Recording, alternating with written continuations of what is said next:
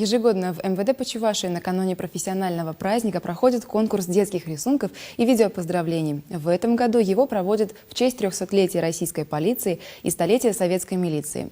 Лучшие работы будут представлены завтра в Театре оперы и балета перед началом праздничного концерта.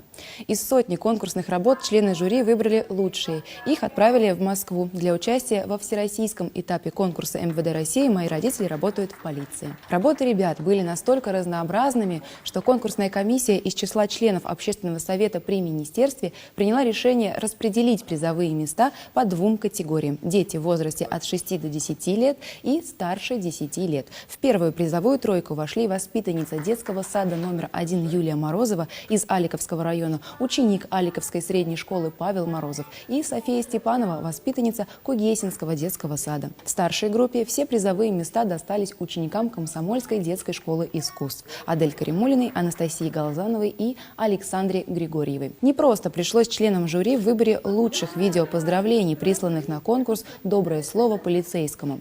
За оригинальную видеооткрытку первое место досталось Мартыновой Виктории из Алатыря.